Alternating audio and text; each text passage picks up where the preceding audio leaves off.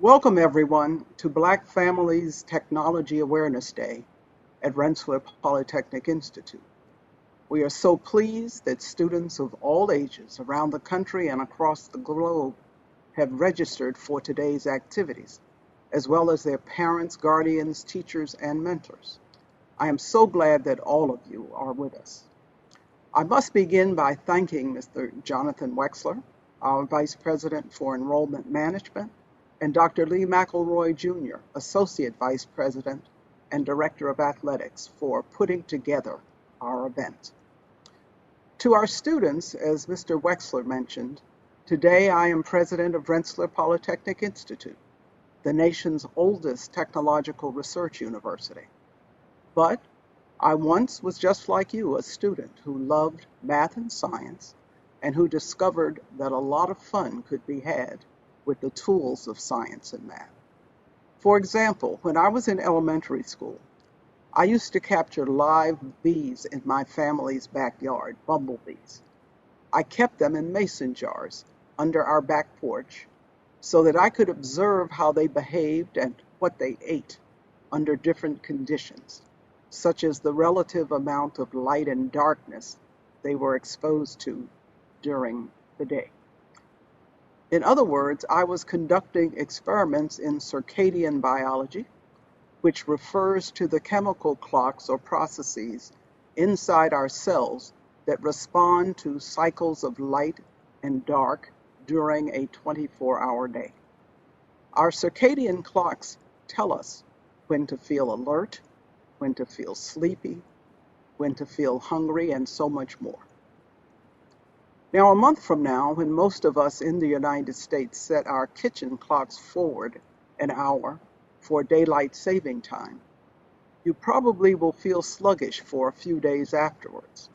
So it will not surprise you to learn that disruptions in circadian rhythms affect human health, or that circadian biology is an important area of research here at Rensselaer. As a middle school or junior high school student, one of the ways that I applied what I was learning about science and math was by building go-karts with my father, which I would then race on the streets in my neighborhood with my sisters. I learned a lot about the principles of mechanics and aerodynamics from this experience, since I quickly figured out that the skill of the go-kart driver was perhaps less important than the aerodynamic design of the vehicle. The sleeker go-karts always won.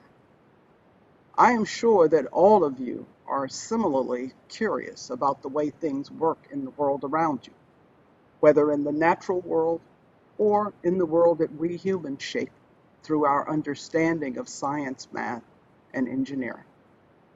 For our younger students, engineering is the application of science and math to designing and building things that make our lives better, whether bridges, smartphones, LED lights, or robots.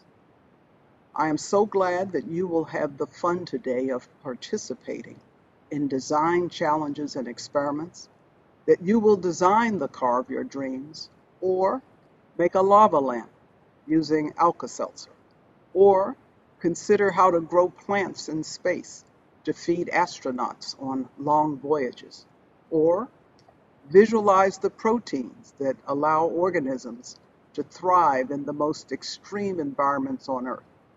These include the hydrothermal vents at the sunless bottom of the ocean, where the magma from volcanoes heats near freezing seawater to as much as 700 degrees Fahrenheit.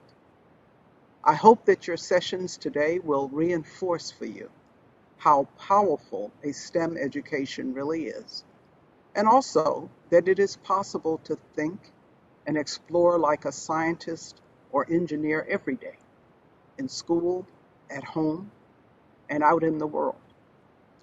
We always say to our students at Rensselaer, why not change the world?